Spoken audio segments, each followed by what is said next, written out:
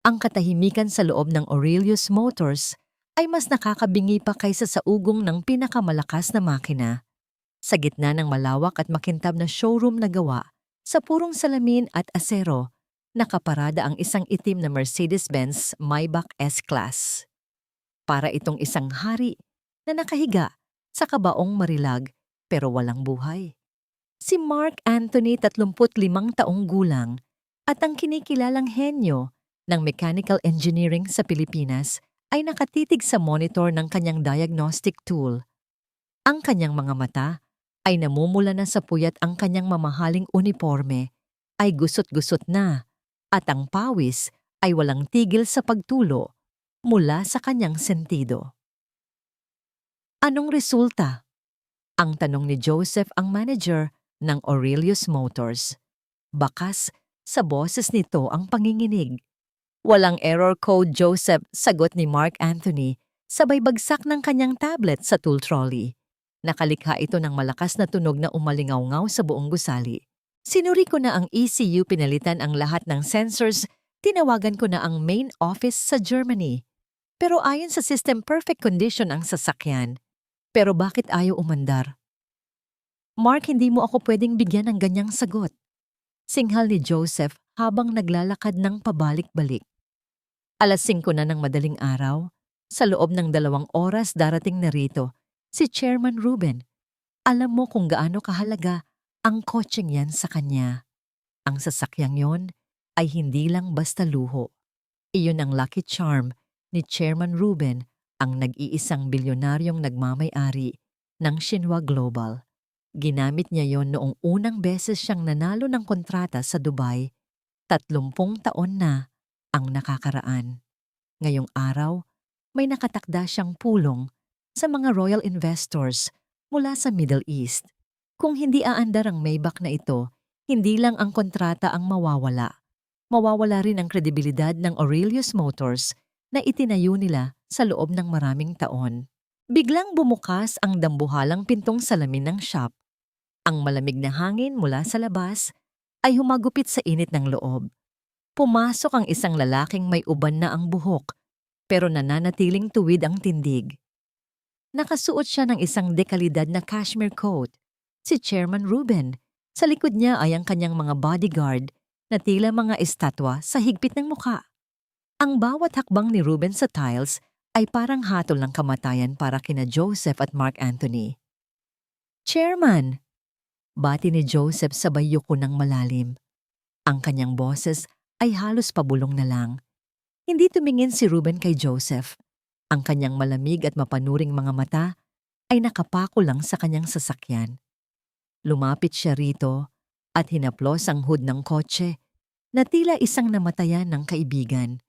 5 araw, panimula ni Ruben. Mababa ang kanyang boses pero puno ng awtoridad. 5 araw ninyong hawak ang kotseng ito. Sabi ninyo, kayo ang pinakamahusay. Sabi ninyo, walang makinang hindi ninyo kayang paandarin. Chairman, ginagawa po namin ang lahat. Pilit na singit ni Mark Anthony. Tumingin si Ruben sa kanya. Isang tingin na tila humihiwa sa balat. Ang lahat ay walang halaga kung ang resulta ay wala. Mark Anthony, nag-aral ka sa Munich.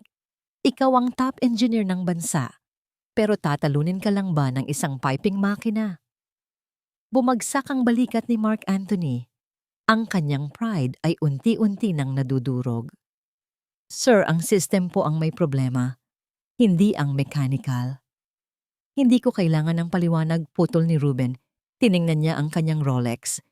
Eksaktong 7:00 lalabas ang kotseng ito sa gate ninyo.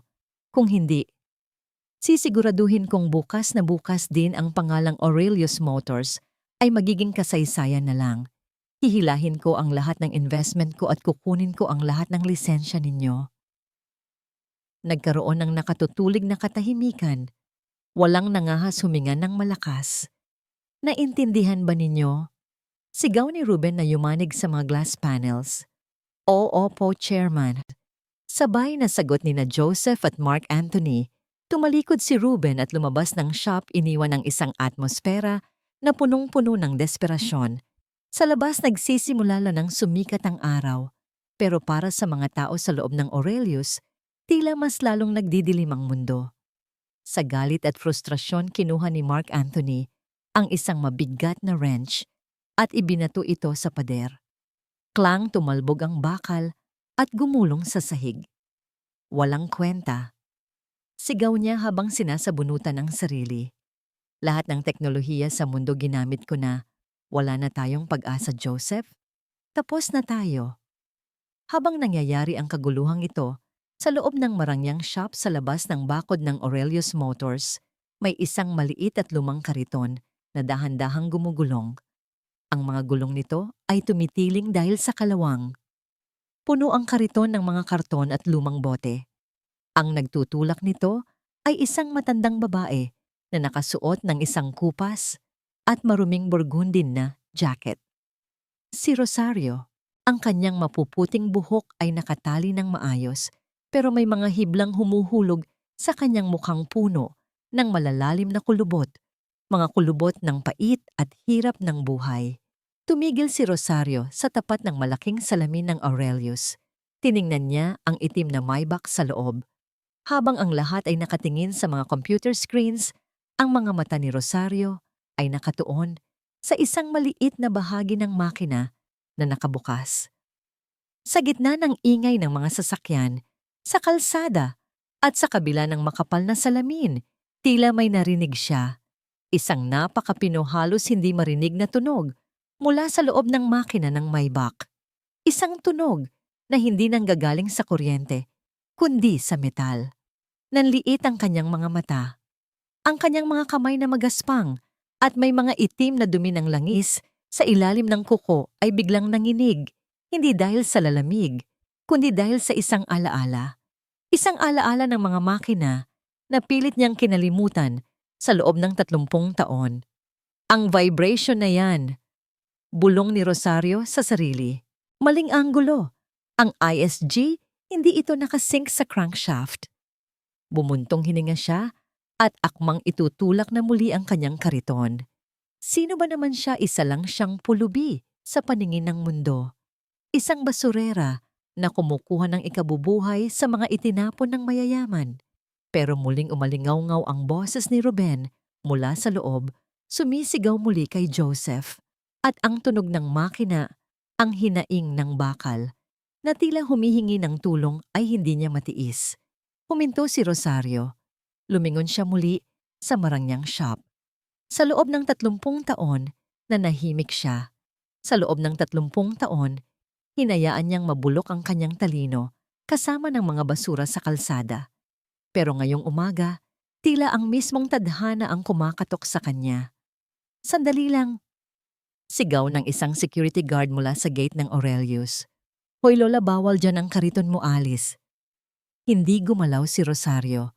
Sa halip dahan-dahan niyang binitawan ang hawakan ng kanyang kariton. Tumingala siya at hinarap ang gwardiya nang may isang uri ng tingin na hindi karaniwan sa isang pulubi, isang tingin na puno ng determinasyon at awtoridad. Sabihin mo sa engineer sa loob. Panimula ni Rosario, ang kanyang boses ay kalmado pero matalim. Kung patuloy niyang gagamitin ang diagnostic tool na yan, hinding-hindi niya maririnig ang iyak ng makina.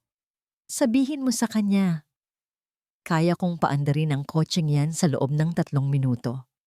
Ang gwardiya ay natigilan bago sumabog sa malakas na tawa. Pero sa loob ng showroom narinig ni Mark Anthony ang boses mula sa intercom.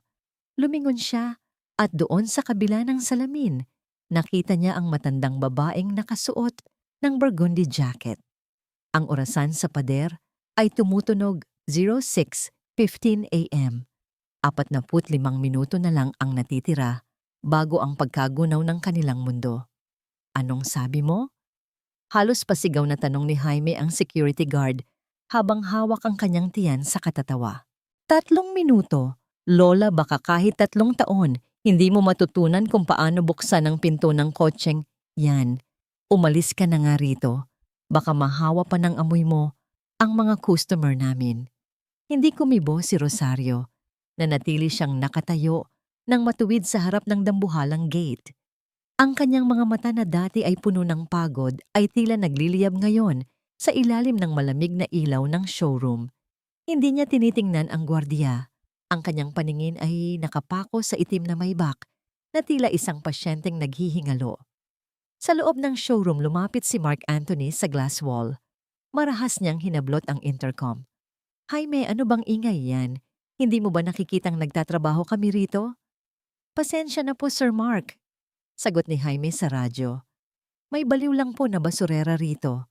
Sabi raw po niya kaya niyang ayusin ang Maybach sa loob ng 3 minuto. Paalisin ko na po agad. Napatigagal si Mark Anthony. Isang mapait na tawa ang kumawala sa kanyang mga labi. Siya na nagtapos sa Germany at may hawak na master's degree ay 5 araw ng puyat at talo ng makinang yon. At ngayon, isang matandang namumulot ng basura ang magsasabing kaya nito ang hindi niya nagawa. 3 minuto. Bulong ni Mark Anthony sa sarili. Joseph, narinig mo yon. Mas magaling pa pala sa akin ang mga basurera ngayon. Mark, baka kung ano lang yan. Simula ni Joseph pero bago pa siya makatapos, bumukas muli ang pinto ng opisina. Isang matunog na tak-tak-tak ng high heels ang umalingaw-ngaw. Pumasok ang isang babaeng nasa late 50s, suot ang isang mamahaling puting terno at may mga hiyas na kumikinang sa kanyang leeg. Si Leticia ang asawa ni Tomas, ang matagumpay na engineer na karibal ni Rosario noon, at ang ina ni Mark Anthony. Ano itong naririnig ko? Bakit may iskandalo sa labas? Tanong ni Leticia. Ang kanyang boses ay puno ng pangingibabaw. Mark, nasaan na ang kotse ni Ruben malapit na siyang bumalik? Ma, may problema pa rin, sagot ni Mark Anthony na tila batang napapagalitan. At ngayon, may matandang nangugulo sa labas. Lumapit si Leticia sa bintana at tiningnan ang matanda sa labas.